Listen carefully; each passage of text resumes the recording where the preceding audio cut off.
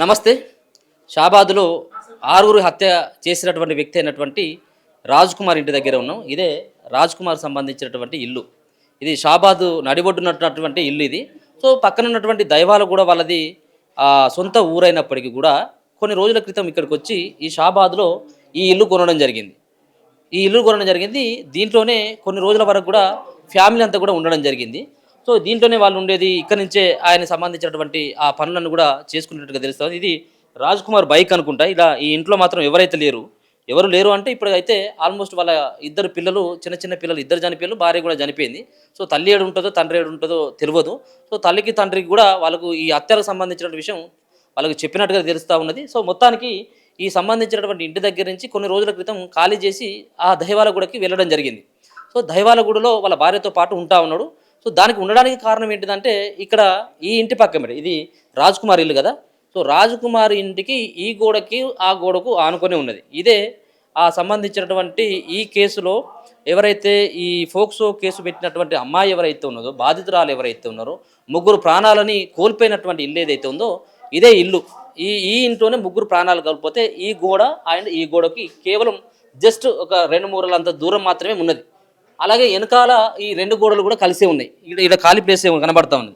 So, ఇద్దరి మధ్యలో ఈ రాజ్ కుమార్కి పెళ్ళైనప్పటికీ కూడా సో, మొత్తానికి ఇంటి పక్కనే ఉన్నటువంటి ఈ మైనర్ అమ్మాయితో ఎఫ్ఐఆర్ పెట్టుకున్నాడు అనేది వీళ్ళంతా కూడా చెప్తున్నటువంటి మాట. కొంతమంది చెప్తున్నటువంటి గతంలో కొన్ని పంచాయతీలు కూడా అయినట్టుగా తెలుస్తూ ఉన్నది. సో, ఈ ఇంట్లో ఉండగానే ఫోక్సో కేసు అయింది. ఈ ఇంట్లో ఉన్నటువంటి ఈ అమ్మాయికి అలాగే ఇట్లా జరుగుతున్నటువంటి తతంగం అంతా కూడా భార్యకి తెలియడం, దాని తర్వాత భార్య సైతం కూడా రాజ్ కుమార్ నిలదీయడంతో సొంత గ్రామానికి ఇక్కడి నుంచి వెళ్ళిపోయారు. ఈ ఇంట్లో కూడా ఎవరు ఉండట్లేదు. సో, ఇక్కడ నుంచి వాళ్ళు వెళ్ళిపోవడం జరిగింది. దాని తర్వాత ఫోక్సో కేసు అయిన తర్వాత వాళ్ళు అక్కడే ఉండడం, దాని తర్వాత ఫోక్సో కేసు అయింది కదా, పెట్టింది కదా నా పైన అన్నటువంటి ఒక కోపాన్ని ఏర్పాటు చేసుకొని సో, ఇక్కడికి ఆ రాత్రి వచ్చినట్టుగా తెలుస్తూ ఉన్నది. రాత్రి 11:30, 12 గంటల్లో అయింది కదా. ఈ పక్కనే ఉన్నటువంటి ఇంట్లో ఇద్దరిని చంపినటువంటి ఇది ఏదైతే ఉందో సో, ఇక్కడికి రావడానికి ముందు తను ఇక్కడికి వచ్చి రిక్కి నిర్వహించి ఒక కత్తిని తీసుకుని వచ్చి మొత్తానికి ఎవరు లేనటువంటి టైము ఈ చుట్టుపక్కల కూడా ఇండే కనబడతా ఉన్నాయి కదా. సో, ఇదంతా కూడా పెద్దగా నిర్మానుష్యమైనటువంటి ప్రాంతం ఏమి కాదు ఇది. సో, ఇది పక్కమిటి ఆనుకొని ఉన్నటువంటి ఇండ్లే కనబడుతున్నాయి. సో, ఒక పక్కన వాళ్ళకి ఎవరు కూడా అందరూ మంచి నిద్రలోకి జారుకున్న తర్వాత రాత్రి 11:30, 12 గంటలకి అందరూ కూడా దరిదాపుగా ఇటువంటి ప్రాంతాలలో పడుకొని ఉంటారు.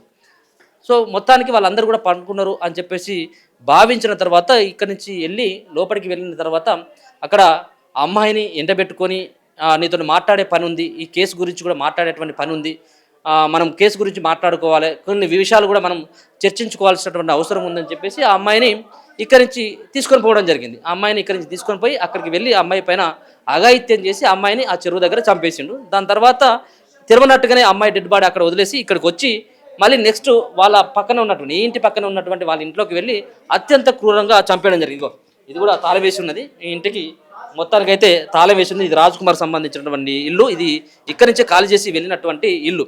సో, ఈ ఇంట్లోనే రాజ్ కుమార్ ఉండేది. ఆ ఇంట్లో ఆ మైనర్ బాలిక సైతం కూడా ఉండేది. సో, తను స్కూల్కి వెళ్తూ ఉంటే, కాలేజీకి వెళ్తూ ఉంటే కూడా ఇబ్బంది పెట్టిందట, గతంలో ఇబ్బంది పెట్టిట్టు అని చెప్పేసి కూడా చాలా వస్తున్నటువంటి వార్తలు. సరే, ఏదేమైనప్పటికీ కూడా రాజ్ కుమారు మొత్తానికి ఈ సంబంధించినటువంటి ఇద్దరిని అలాగే అక్కడ చెరువు దగ్గర దైవాలకు సంబంధించినటువంటి వాళ్ళ ఊరుకు దగ్గరలోకి తీసుకువెళ్ళి ఆ అమ్మాయిని కూడా అక్కడనే చంపి అక్కడనే పడేయడం, దాని తర్వాత వాళ్ళ ఇంట్లోకి వెళ్ళి ముగ్గురిని కూడా చంపినటువంటి ఈ అత్యంత ఒక దారుణమైనటువంటి పరిస్థితి కనబడుతుంది. ఇది రాజ్ కుమార్ సంబంధించినటువంటి ఇల్లు. రాజ్ కుమార్ పక్కనే ఉన్నటువంటి ఈ సంబంధించినటువంటి అమ్మాయికి సంబంధించినటువంటి ఈ బాధితురాలు ఎవరైతే ఉన్నదో వాళ్ళకి సంబంధించినటువంటి ఇల్లుగానైతే ఇదంతా కూడా చెప్పుకోవచ్చు. సో, మొత్తానికి ఇప్పుడు ఉన్నటువంటి ఈ కేసులో నిందితుడైనటువంటి రాజ్ కుమార్ ఇప్పటివరకు అయితే పత్తా లేకుండా పోయిండు. పోలీసులకు కూడా జాడ లేదు అనేటటువంటివి అయితే చెప్తా ఉన్నారు. ఎట్టి పరిస్థితుల్లో బృందాలుగా విడిపోయి గాలిస్తున్నట్టుగా తెలుస్తూ ఉన్నది. ఎట్టి పరిస్థితుల్లో రాజ్ కుమార్ని పట్టుకుంటాం, శిక్షిస్తామని చెప్పేసి పోలీసులు ఒక ప్రకటన విడుదల చేస్తున్నప్పటికీ సైతం కూడా బంధువులు సైతం కూడా రోడ్డు మీదకి వచ్చి ఈ బాధితులకు సంబంధించినటువంటి బంధువులు రోడ్డు మీదకి వచ్చి ఆయన ఎట్టి పరిస్థితుల్లో మాకు అప్పగించండి, మేమే శిక్షిస్తామని చెప్పేసి కూడా వాళ్ళంతా కూడా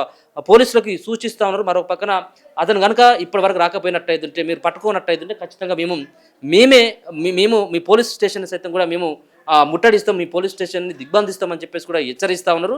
ఆయన తీసుకొచ్చేంత వరకు ఆయనకి శిక్ష పడిందని చెప్పేసి తెలిసేంత వరకు కూడా మేము ఆ బాడీలని దహనం చేయమని చెప్పేసి కూడా భీష్మించుకొని రోడ్డు పైన ప్రధానమైనటువంటి షాబాద్ దగ్గర ఉన్నటువంటి మెయిన్ రోడ్డు పైనే వాళ్ళంతా కూడా హెచ్చరిస్తున్నటువంటి సందర్భం అయితే కనబడుతుంది. చూస్తూనే ఉండండి మన తెలుగు వెలుగు.